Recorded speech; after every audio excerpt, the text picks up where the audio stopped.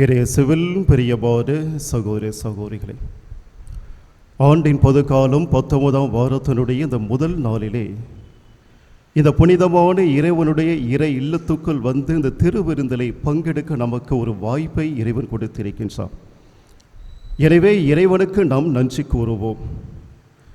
இதை முதல் வாசகம் நற்செய்தி வாசகத்திலே இறைவன் என்னோடு இருக்கின்றார், நான் இறைவனோடு இருக்கின்றேனா? முதல் வினா. இரண்டாவது, நம் பெற்றோர்கள் நம்மோடு இருக்கின்றார்கள், பிள்ளைகளாகிய நாம் நம் பெற்றோடு இருக்கின்றோமா? இரண்டாவது வினா. கடந்த வாரத்திலே தொலைக்காட்சி செய்திகளிலும் இணையதளங்களிலும் 2 செய்திகள் தாங்கி அதிகமான பார்வையை பெற்றது. முதல் செய்தி, மகாராஷ்டிராவில் வாழ்ந்த ஒரு குடும்ப தலைவர், துணி வியாபாரம் செய்பவர், செல்வ செழிப்போடு இருந்தவர், பணத்திற்கு குறையில்லை. அவருக்கு மனைவி, 3 பெண் பிள்ளைகள்.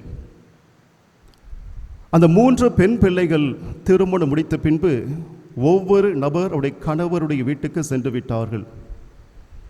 இறுதியிலே இந்த கணவன் மனைவி மட்டும் தனிமையாக இருக்கின்றார்கள். மகாராஷ்டிராவில் பணம் இருக்கிறது, சொத்து இருக்கிறது, வீடு இருக்கிறது, நிலம் இருக்கிறது, மகிழ்ச்சி இல்லை. தங்களோடு உரையாடுவதற்காக பிள்ளைகள் இல்லை, மருமகன்கள் இல்லை, பேரன் பேத்திகள் இல்லை, எல்லாம் தனித்தனி குடும்பங்கள்.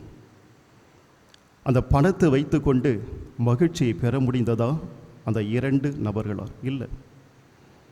அவர்கள் மன நிம்மதியை தேடி எங்கு சென்றார்கள் என்றால், அறியாமல் இருக்கக்கூடிய முதியோர் இல்லத்தை அண்டி செல்லுகின்றார்கள். எதற்காக? மன நிம்மதியை தேடி. எங்களோடு யாராவது பேச மாட்டார்களா, உரையாட மாட்டார்களா, அல்லது எங்களது இன்ப துன்ப துக்கங்களில் யாராவது பங்கெடுக்க மாட்டார்களா என்று அந்த முதியோர் இல்லத்தை அண்டி சென்றார்கள். அங்கும் ஏக்கம், எல்லாம் இருக்கின்றார்கள், உரையாடுகின்றார்கள், பேசுகின்றார்கள். அவர்கள் தங்கள் துக்கத்தையும் மகிழ்ச்சியும் பகிர்ந்து கொள்கின்றார்கள். ஆனால் இருவருக்குள்ளே ஒரு ஏக்கம். தொலைபேசி கையிலே இருக்கிறது. என் பிள்ளைகள் பேச மாட்டார்களா? என் பேரன் பேத்திகள் தாத்தா பாட்டி என்று அழைக்க மாட்டார்களா? என் மருமகன்கள் எங்களிடம் எப்படி இருக்கிறீர்கள் என்று நலம் விசாரிக்க மாட்டார்களா? தொலைபேசியை பார்த்து கொண்டிருப்பார்கள். தொலைபேசி அழைப்பு வராது. அங்கு சேர்ந்த 1.5 ஆண்டுகளிலே மனைவி இறந்து விட்டார். மனைவி இறந்துவிட்ட அந்த செய்தியை அந்த 3 மகள்களுக்கு சொல்லுகின்றார்கள் அந்த நிர்வாகத்தினர். அந்த 3 பெண் பிள்ளைகள் கூறிய மறுமொழி என்ன தெரியுமா? எங்களுக்கு நேரம் இல்லை. அதில் 2 பேர் ஆசிரியர் பணி செய்து கொண்டிருக்கின்றார்கள், எங்களுக்கு ஸ்கூலில் லீவ் கொடுக்க மாட்டாங்க, நீங்களே இறுதி சடங்கை நிறைவேற்றுங்க. தனிமை. அந்த குடும்ப தலைவர் மட்டும் இருக்கின்றார். மீண்டும் அதே தொலைபேசி எடுத்து பார்க்கின்றார். என் பிள்ளைகள் நலம் விசாரிக்க மாட்டார்களா? அம்மா எப்படி இருந்தார்கள்? நோய்வாய்ப்பட்டு இருந்தார்களா? என்னை விசாரித்தார்களா? பேரம் பேத்தைகளை கேட்டார்களா? இப்படியாவது என் பிள்ளைகள் என்னோடு தொடர்பு கொள்வார்கள் என்று சொல்லி ஏக்கத்தோடு தொலைபேசி ஒலிக்கவில்லை. அவருடைய இறுதி கட்டத்திலே படுத்த படுக்கையாக இருக்கின்றார். அப்பொழுதும் அவருடைய பிள்ளைகளுக்கு இந்த செய்தி கொடுக்கப்படுகின்றது, உனது தந்தை முடியாமல் இருக்கின்றார், நீங்களே பார்த்துங்க, எங்களுக்கு நேரம் இல்லை. இறுதியிலே தந்தை இறந்து விட்டார். செய்தி கொடுக்கப்படுகின்றது, உங்கள் தந்தை இறந்து விட்டார், எங்களுக்கு நேரம் இல்லை, டைம் இல்லை, நீங்களே பார்த்துங்க, நீங்களே இறுதி சடங்குகளை செய்து விடுங்கள். அதிலே ஒரு பெண், மூத்த பெண் என்ன செய்கின்றால், 5100 ரூபாய் அந்த இல்லத்துக்கு அனுப்புகின்றார். இந்த 5100 ரூபாய் வைத்து என் தந்தைக்கு நீங்கள் இறுதி சடங்கை செய்து விடுங்கள். அடுத்ததாக அந்த 3 பிள்ளைகள் அந்த இல்லத்தினுடைய நிர்வாகியிடம் சொல்லுகின்றார்கள், அந்த இறுதி சடங்கு நடக்கின்ற பொழுது வாட்ஸ்அப் காலில் வாங்க, லைவில் காட்டுங்க, எங்கள் அப்பாவுடைய இறுதி சடங்கை நாங்கள் பார்க்க வேண்டும். அந்த இல்லத்திற்கும் அந்த பிள்ளைகள் இருக்கக்கூடிய இடத்திற்கும் 2 மணி நேரம் ட்ராவல் பண்ணி வந்துடலாம். எங்களுக்கு நேரம் இல்லை. வாட்ஸ்அப் காலில் என்னுடைய தந்தையினுடைய இறுதி சடங்கை காட்டுங்கள். இது ஒரு நிகழ்வு. இன்னொரு நிகழ்வு, அதே தொலைக்காட்சி செய்திகள். கடந்த வாரத்திலே இணையதளங்களை ஆக்கிரமித்த ஒரு செய்தி. 80 வயது முதியவர் தன் வாழ்நாளிலே முதலாக அவர் கடலை பார்க்க செல்லுகின்றார் தன் பிள்ளைகளோடு. அந்த கடலை, அந்த நீரை பார்த்தவுடனே மண்டையிட்டு அதை முத்தி செய்கிற அந்த தண்ணீரை 80 வயது முதியவர் வாழ்நாளிலே முதலாக கடலை பார்க்க தன் பிள்ளைகளோடு வருகின்றார். அதற்கு முன்னதாக அவருடைய பிள்ளைகள் தன் தந்தையை பார்த்து, அப்பா உனக்கு என்னப்பா ஆசை என்று கேட்கின்ற பொழுது அவர் பலவிதமாக சொல்லியிருக்கலாம். ஆனால் அந்த தந்தை சொன்ன வார்த்தை, பிள்ளைகளே நான் இது வரைக்கும் கடலை பார்த்ததில்லைப்பா, கடலுக்கு கூட்டிட்டு போப்பா. அப்போ அந்த நபரை விசாரிக்கின்றார்கள், எதற்காக இத்தனை ஆண்டுகள் கடலை பார்க்கவில்லை? நான் சின்னவனாக இருந்த பொழுது என் குடும்பத்துக்காக உழைத்தேன். நேரம் போய்விட்டது, காலங்கள் சென்று விட்டது. எனக்கு திருமணமாகி பிள்ளைகளை ஈன்றெடுத்த பொழுது பிள்ளைகளுக்காக என் வாழ்க்கையை நான் அர்ப்பணித்தேன். இந்த 80 ஆண்டுகளிலே கடலை முதலாக பார்க்க வருகின்றேன். அந்த தந்தையினுடைய ஆசையை பிள்ளைகள் நிறைவேற்றினார்கள். இந்த 2 நிகழ்வுகள். அந்த முதல் நிகழ்வு, அந்த தந்தை 3 பெண் பிள்ளைகளை ஈன்றெடுத்து அந்த பிள்ளைகளை பாதுகாத்து பராமரித்து, கஷ்டம் என்றால் என்னவென்று தெரியாமல் வளர்த்து, ஆசிரியர் பணிக்காக உயர்ந்த பதவிக்காக அந்த பிள்ளைகளை அமர்த்தி அந்த பிள்ளைகளுக்கு திருமணம் செய்து மகிழ்ச்சியாக வாழக்கூடிய சூழலை பார்த்தவர் மகிழ்ச்சி அடைந்திருப்பார். ஆனால் கடைசி காலகட்டத்தில் அந்த தந்தை எவ்வளவு வேதனுடைய உச்சத்துக்கு சென்று இருப்பார். என் பிள்ளைகள் என்னை பார்க்க வரமாட்டார்களா? அப்பா அம்மா எப்படிமா இருக்கிற? நல்லா இருக்கிறியாப்பா? நல்லா இருக்கிறியாம்மா? உடம்பு எப்படிமா இருக்குது? சாப்பிட்றியாம்மா? ஒரு வார்த்தை.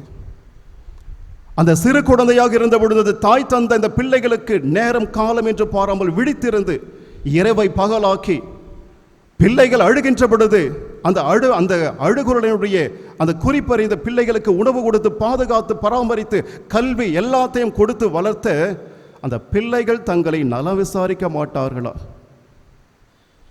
அந்த தந்தை எத்தகைய வேதனையோடு மன வேதனையோடு அவர் இந்த மண்ணிலே புதைக்கப்பட்டு இருப்பார். பிள்ளைகளை நோகடித்து, பெற்றோரை நோகடித்து விட்டு பிள்ளைகளாகி நாம் என்ன சாதிக்க போகின்றோம்?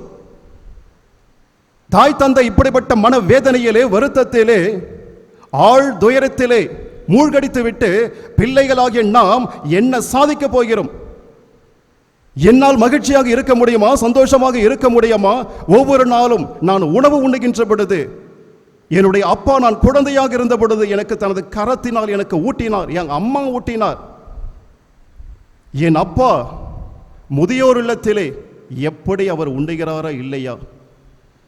இந்த பிள்ளைகள் 3 பெண் பிள்ளைகள் யோசித்தார்களா? இல்லை. எனக்கு என் குடும்பம், என் பிள்ளைகள், என் கணவன், என் வீடு, என் சொத்து. ஒருவேளை சிறு குழந்தைகளாக இருந்த பொழுது இந்த தாய் தந்தை பாரம் என்று நம்மை ஒதுக்கி இருந்தால், ஒரு உயர்ந்த ஸ்தானத்திலே சமூகத்திலே நம்மால் வாழ்ந்திருக்க முடியுமா? உயர்ந்த பதவிகளை நாம் அனுபவித்து இருக்க முடியுமா? இல்லையே. ஆனால் குழந்தைகளாக இருந்த பொழுது எந்த ஒரு தாயும் தந்தையும் தனது குழந்தைகளை உதாசனப்படுத்தி இருக்கின்றார்களா? உதறி தள்ளி இருக்கின்றார்களா? இவையெல்லாம் பாரம் என்று சொல்ல எந்த தாய் தந்தையாவது தன் பிள்ளைகளை எல்லாம் அவதூறாக பேசி இருப்பார்களா? அல்லது ஒரு தாய் எப்படிப்பட்ட உயர்ந்த விலை மதிப்புள்ள ஒரு புடவை கட்டி இருந்தாலும் தனது பிள்ளைகள் ஏதாவது ஒரு அசிங்கம் செஞ்சாக்கா எந்த ஒரு தாயாவது தன் பிள்ளைகளை பார்த்து திட்டியது உண்டா? அடித்தது உண்டா? விலை உயர்ந்த புடவையை நாசம் பண்ணி விட்டேயே, அவதூறான வார்த்தை எந்த தாயாவது சொல்லியிருப்பா? உலகத்திலே சொல்ல மாட்டோம். என் குழந்தை, என் உயிர், என் ரத்தம், என் சத. ஆனால் அப்படிப்பட்ட தாய் தந்தையரை பிள்ளைகள் ஒரு ஸ்டேஜ் வந்த பிறகு எப்படி நடத்துகின்றோம்? அதற்கெல்லாம் கண்டிப்பாக கூலி உண்டு. அந்த நீதியின் அரசருக்கு முன்பாக மேலே நிற்போம், எல்லாம் நிற்போம். அந்த நீதியின் அரசருடைய முகத்தை என்னால் பார்க்க முடியுமா? கண்களை பார்க்க முடியுமா? அந்த கண்களிலே என் பெற்றோருக்கு எதிராக நான் செய்த கொடுமைகள் எல்லாம் தெள்ளந்திலே வரும். என்ன பதில் சொல்ல போகிறோம்? அந்த பெற்றோர் என்பது இரண்டாவது குழந்தை பருவம். ஒரு சின்ன குழந்தை எப்படி இருக்கிறதோ பெற்றோர்கள் பராமரிக்கின்றார்களோ அதே போல நமது பெற்றோர்கள் அந்த வயதான காலம் என்பது ஒரு இரண்டாவது குழந்தை பருவம். அப்ப அந்த இரண்டாவது குழந்தை பருவத்திலே நமது தாய் தந்தை இருக்கின்ற பொழுது அந்த குழந்தைகளை பராமரிப்பது யார்? பிள்ளைகளாகி நாம தான் அப்பா அம்மா. உங்களுக்கு அந்த குழந்தைகளை பார்த்து, அம்மா பசி எடுக்குதாம்மா, அப்பா பசி எடுக்குதா, உடம்பு எப்படி நல்லா இருக்குதா, ஏன் சோகமா இருக்கிற, என் உடம்பு சரியில்லையா, சொல்லுப்பா ஹாஸ்பிட்டலுக்கு போகலாம். அப்ப பிள்ளைகள் அந்த இரண்டாவது குழந்தை பருவத்திலே அப்பா அம்மா ஸ்தானத்தில் இருக்கிறோம். நலம் விசாரித்து இருக்கின்றோமா? உரையாடி இருக்கின்றோமா? அப்ப எப்படிப்பட்ட ஒரு வருத்தத்தை அந்த தாய் தந்தை சுமந்து கொண்டு இருக்கின்றார்கள். இன்றைய நவீன உலகத்தில் ஒவ்வொரு குடும்பத்திலும் வெளியே சொல்ல முடியாது, உள்ளே போட்டு அடக்கி அடக்கி அடக்கி மன அழுத்தத்தோடு இறுதியிலே இருக்கின்றார்கள். இப்படிப்பட்ட ஒரு நிலைதான் விவிலியத்திலே பார்க்கின்றோம். சில மனிதர்கள், ஆண்டவரே எனக்கு மரணத்தை கொடு, எனக்கு சாவு கொடு, போதும் நான் செத்துறேன், நான் உலகத்திலே வாழ்ந்து என்ன எனக்கு பிரயோசனம். அப்ப விவிலியத்திலே இறைவனோடு பயணம் செய்தவர்கள் இந்த விரக்தியினுடைய உச்சத்துக்கு செல்லுகின்றார்கள். ஆண்டவர் எனக்கு சாவை கொடு, நான் செத்து போறேன். அப்ப எதற்காக இந்த விரக்தியினுடைய உச்சத்துக்கு அவர் செல்லுகின்றார்கள்? அவ்வாறு செல்லுகின்ற பொழுது இறைவன் கைவிட்டு விட்டாரா? நீ என்னவனா ஆகிப்போ? இல்ல, இறைவனுடைய பராமரிப்பு, இறைவனுடைய பாதுகாப்பு அந்த நபரோடு இருந்தது. நான் உன்னோடு இருக்கின்றேன். குறிப்பாக எண்ணாகமும் 11ஆம் அதிகாரம் 15வது வசனத்திலே வாசிக்கின்ற பொழுது மோயிசன், அந்த மோயிசனை நோக்கி இந்த இஸ்ராயல் மக்கள் எல்லாம் குரல் எழுப்புகின்றார்கள். எங்களுக்கு கறி வேணும், இப்ப இறைச்சி வேணும். நாங்கள் எகிப்திலே இருந்திருந்தால் விதவிதமான இறைச்சியை சாப்பிட்டிருப்போம். இந்த பாலைவனத்தில் ஒரு இறைச்சி கூட எங்களுக்கு கிடைக்கல.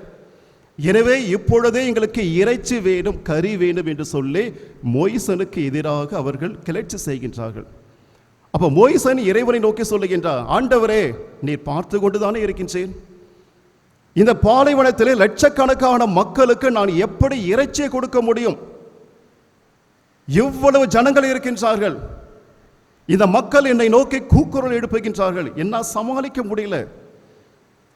இப்பேற்பட்ட பெரிய பலுவை ஏன் என் தோல் மேல் நீ போட்ட ஆண்டவரே? என்னால் முடியல ஆண்டவரே, என்னால் சுமக்க முடியல சொல்லிவிட்டு அவர் சொல்லுகின்றார் அந்த 15வது வசனத்திலே, இப்படியே எனக்கு செய்வீரானால் உடனே என்னை கொன்று விடும், உம் பார்வையில் எனக்கு தயை கிடைத்தால் இந்த கொடுமையை நான் காணாதிருக்கட்டும்.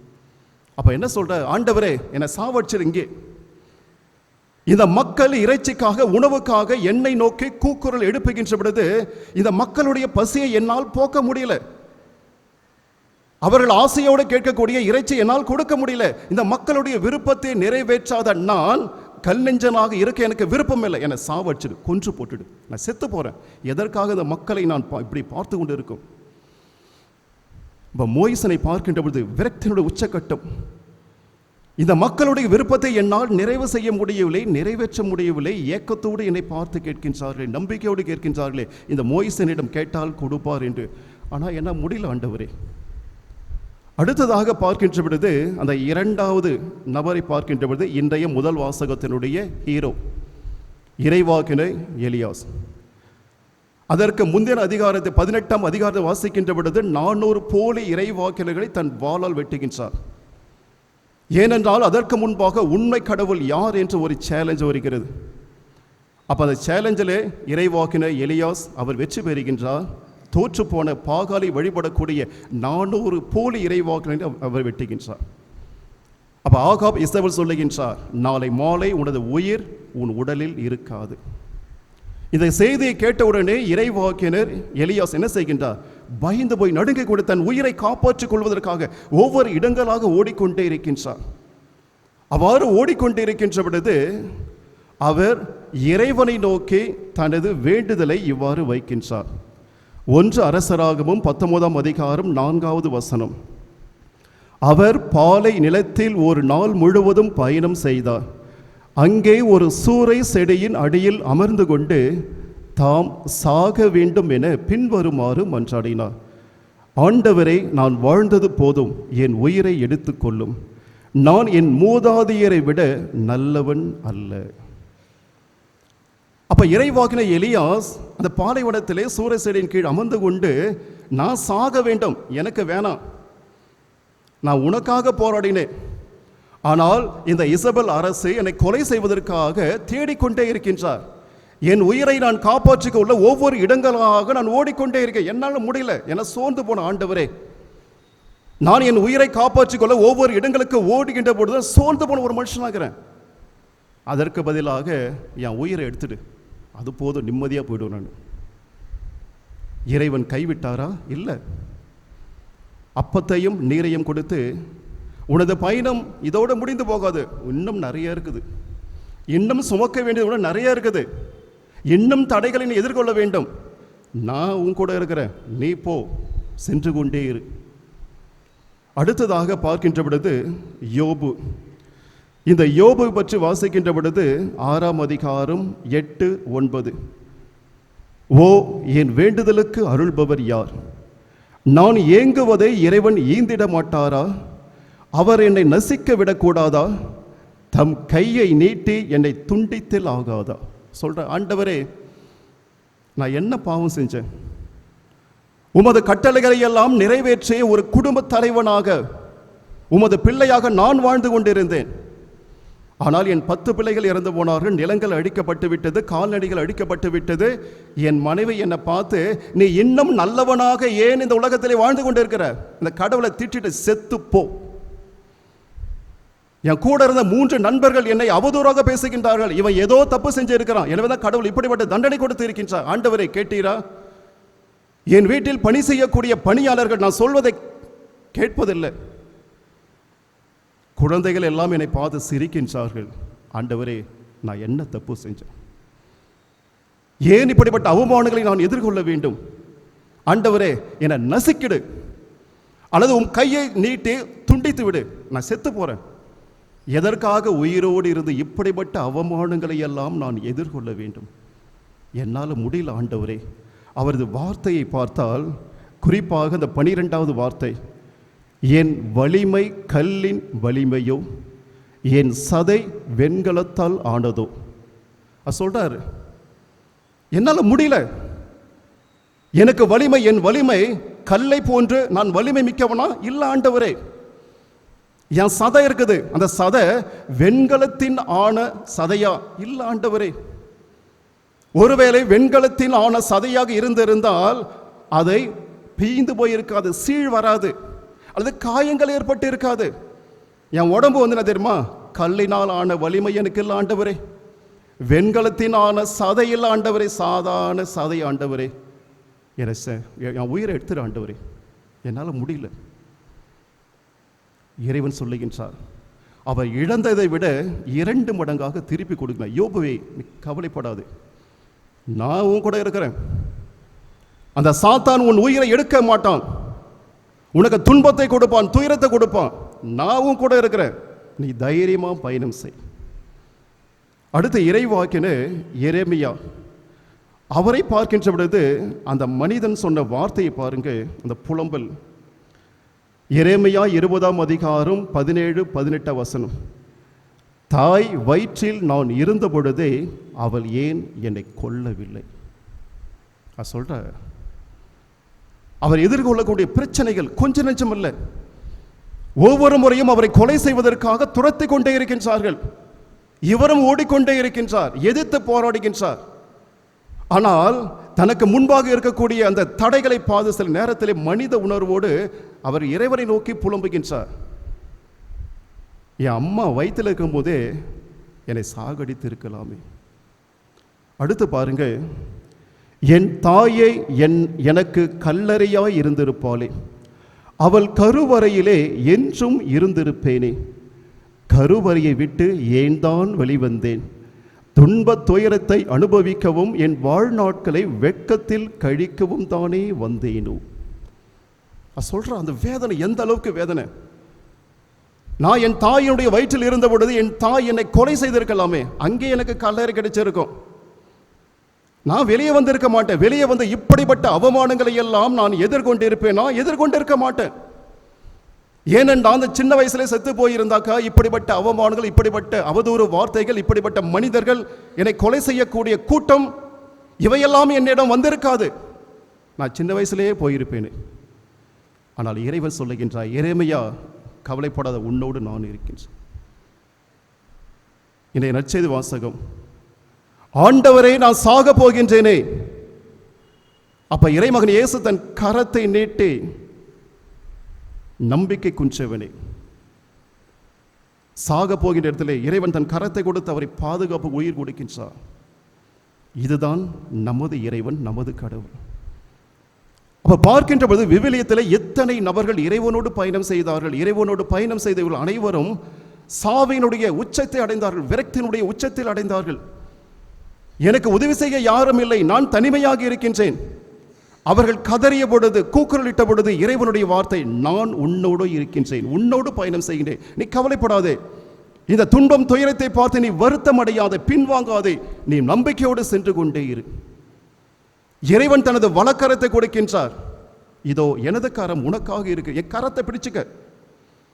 என் கரம் கைவிடாத கரம், எனது கரம் கை நெகிழாத கரம். மனிதனுடைய கரங்கள் சில நேரத்தில் கைவிட்டு விடும், கை நெகிழ்ந்து விடும், அதுதான் மனிதனுடைய கரங்கள். ஆனால் நம்மை படைத்த இறைவனுடைய கரம் எப்பொழுதும் கைவிடாத கரம், கை நெகிழாத கரம். யோசுவா புத்தகம் 1ஆம் அதிகாரம் 5வது வசனத்தில். நம்முடைய வாழ்க்கையிலே பார்க்கின்ற பொழுது, சில நேரங்களிலே செய்தித்தாளை பார்க்கின்ற பொழுது கோபம், வருத்தம், சின்ன சின்ன பிரச்சனை வாழ்க்கையில் வருகின்ற பொழுது உயிரை மாய்த்து கொள்வது. என்ன சாதித்தோம்? அந்த ஒரு சின்ன பிரச்சனையை நம்மால் எதிர்த்து போராட முடியாதா? ஒரு சின்ன பிரச்சனை எதிர்த்து போராடி நம்மால் வெற்றி பெற முடியாதா? ஒரு சின்ன தடை வருகின்ற பொழுது வாழ்க்கை முடிந்து விட்டது, சூனியமாகி விட்டது, எல்லாம் முடிந்துச்சு, வெற்றி பெற வாய்ப்பே இல்லை. எத்தனை மனிதர்கள் உலகத்திலே ஒவ்வொரு நாளும் இருக்கிறார், உயிரை மாய்த்து கொண்டிருக்கின்றார்கள். கடவுள் மகிழ்ச்சி அடைவாரா? அல்லது அந்த உறவுகள், சுற்றிக்கூடிய உறவுகள் மகிழ்ச்சி அடைவார்களா? மகிழ்ச்சி அடைய மாட்டார்கள். இறைவனுடைய கோபம், இறைவனுடைய சினம் பல மடங்கு அதிகரித்துக் கொண்டு, இதற்காக உன்னை படைச்ச நான். நம்மை சுற்றி இருக்கக்கூடிய உயிரினங்கள், ஒவ்வொரு உயிரினம் போராடி கொண்டே இருக்கின்றது. வாழ்க்கையை போராடி போராடி வெற்றி பெற்று உயரத்தை தொட்டு கொண்டே இருக்கிறது. இறைவனுடைய சாயலாக படைக்கப்பட்ட நான் என் வாழ்க்கையில சின்ன சின்ன பிரச்சனை எதிர்கொள்கின்ற பொழுது அதை எதிர்த்து போராடாமல் தோல்வியிலே நாம் உயிரை மாற்றிக் கொள்கிறோம். என்ன சாதித்தோம், என்ன போகிறோம்? இறைவன் என்னோடு இருக்கின்றார், இறைவனுடைய வலக்கரம் என்னோடு இருக்கின்றது, இறைவன் என்னோடு பயணம் செய்கின்றார். அவ்வாறு இறைவன் என்னோடு இருக்கின்ற பொழுது இந்த தடைகளை பார்த்து நான் ஏன் அஞ்ச வேண்டும், ஏன் நடுங்க வேண்டும், ஏன் பின்வாங்க வேண்டும், ஏன் நம்பிக்கை இழக்க வேண்டும்? வயது வித்தியாசம் அல்ல, சின்ன பிள்ளையா இருந்ததுன்னா வாழ்க்கையே வெக்ஸ் ஆயிடுச்சுப்பா, வாழவே பிடிக்கலப்பா. சின்ன வயசுல என்ன வாழ்ந்தீர்கள், என்ன சாதித்தீர்கள், அதற்குள்ளே வாழ்க்கை வெறுத்து போச்சு. இதற்காகவா இறைவன் நம்மை படைத்திருக்கின்றார்? அந்த விவிலியத்தில் வரக்கூடிய ஒவ்வொரு நபரும் வாழ்வின் விரக்தியினுடைய உச்சத்தை தொட்டார்கள். ஆண்டவரே எனக்கு சாவு கொடு வேண்டினார்கள். ஆனால் இறைவன் கொடுத்தார், நீ நம்பிக்கை பயணம் செய். போராடி வெற்றி பெற்றார்கள். எனவே இயேசுவில் பிரியமான சகோதர சகோதரர்கள், வாழ்க்கையிலே போராட்டம் வருகின்ற பொழுது இறைவன் மீது பாரத்தை போட்டுவிட்டு வாழ்க்கையை தொடருவோம். எத்தனை தடைகள் இருந்தாலும் இறைவன் வெற்றி கொடுப்பார். ஆமென்.